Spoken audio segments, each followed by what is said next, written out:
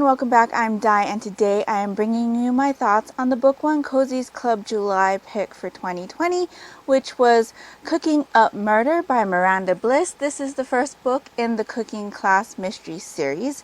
In this installment, we follow Annie and Eve, who have been best friends since childhood.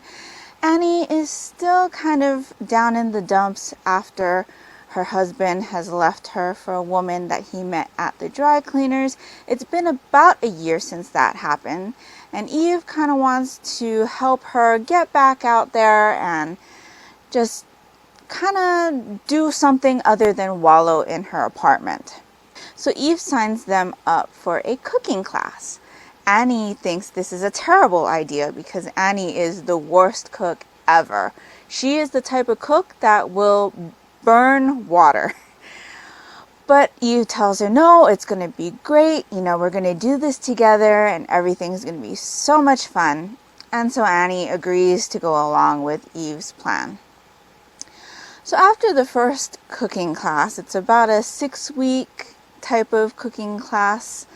After their first class, halfway home, Eve says, oh my gosh, I forgot something at the classroom. So they turn around and go back. As they're approaching the building where the cooking class was being held, they see 2 people arguing right outside the building. But they decide to go ahead and mind their own business, head into the building, grab Eve's things, and leave. As they're leaving, they see one of the people that was in the argument lying on the street. And as they rush over to him to try to help him, they realize that he's really not doing well, and with his dying breath, he leaves them with a cryptic message. The detective that responds to the 911 call and Eve do not have a great history with each other, and when they try to relay the fact that the victim had told them something, it kind of gets brushed off as something unimportant because of the history. And so Eve decides that it's now up to them to find out who killed this person and what the cryptic message is all about. I did find this installment to be interesting. I enjoyed the cooking class portions, especially with Annie being such a bad cook. I mean, almost everything that she makes, even though she's following the instructions to a T with classroom supervision, with Eve right next to her, she still manages to not make great food or make edible food. So I found that to be quite interesting. To me, the investigation was pretty laid back. It wasn't very involved, and I think that has to do with the fact that Eve is actually the catalyst for this investigation. She kind of pushes Annie into this amateur sleuthing. It's all Eve's idea. Annie doesn't want to really do anything about it, but because it's her best friend, Annie kind of goes along with it. And the more they investigate, the more Annie gets into it.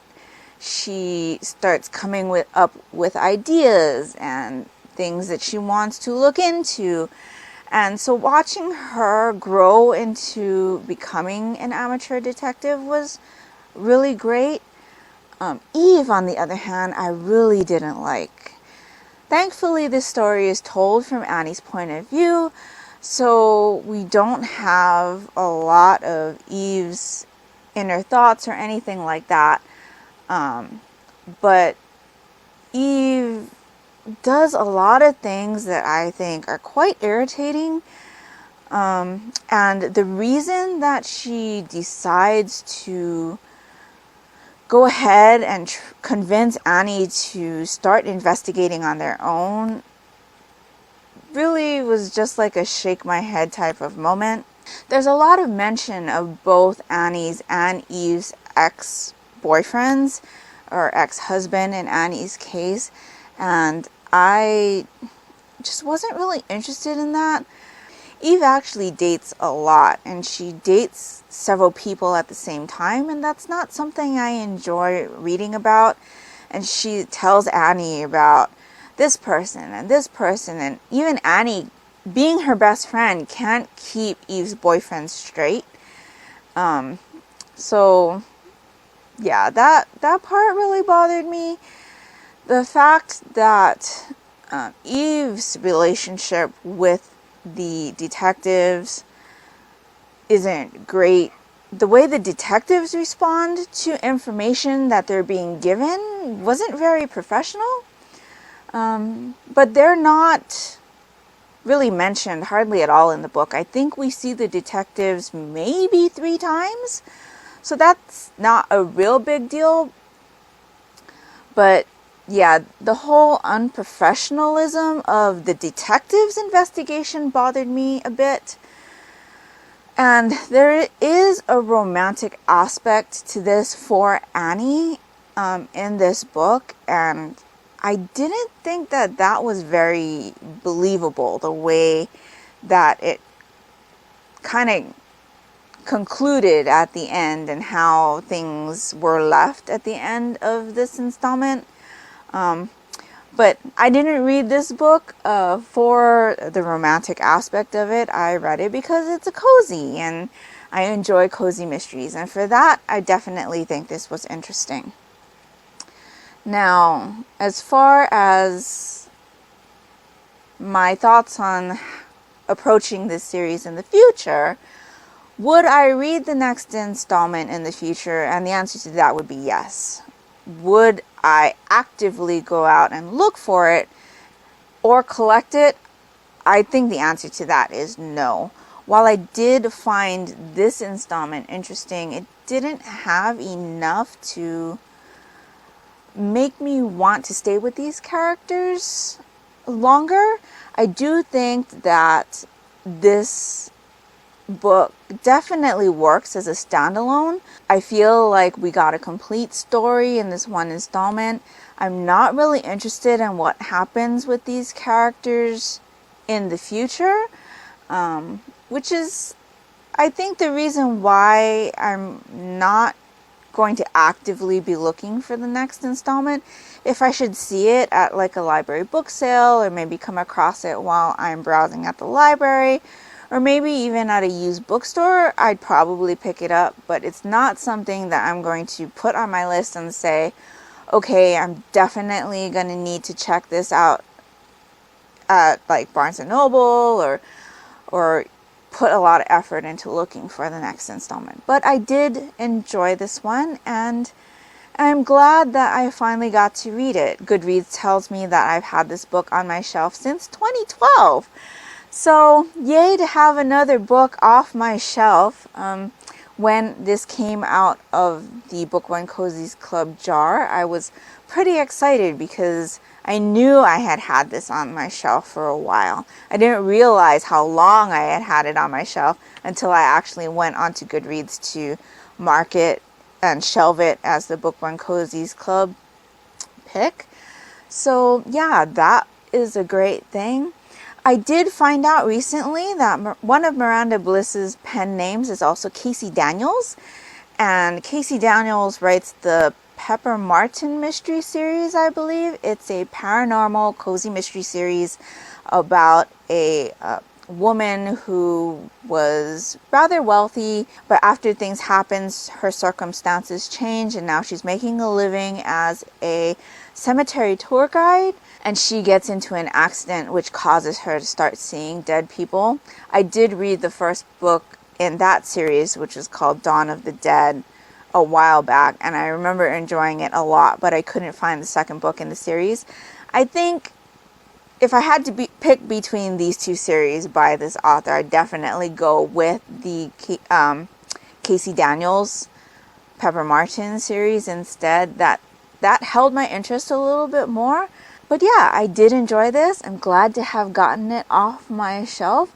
And it does include recipes in the back, and I'll show you one that's not really like anything so that you can see. I did find it interesting that it's a sideways recipe card as opposed to having it written out like this way, and as you can see, the publisher is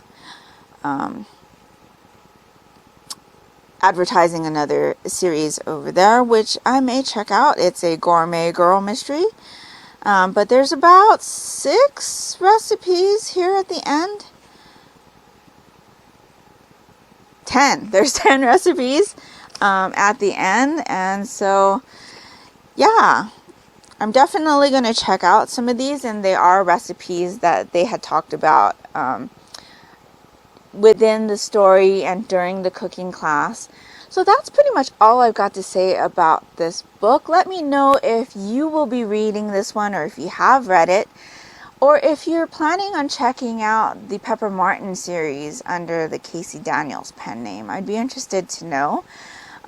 If you do decide to read this book in the future, definitely come and chat with us about it in our thread in the Mystery Madness Goodreads group, which is linked down in the description box below. If you're interested in joining Book One Cozy's Club for our August selection, the book that was chosen was Aunt Dimity's Death by Nancy Atherton. This is another one that has been on my shelf for a while, and one I have been quite interested in reading, so I'm super glad that this one came out of the jar.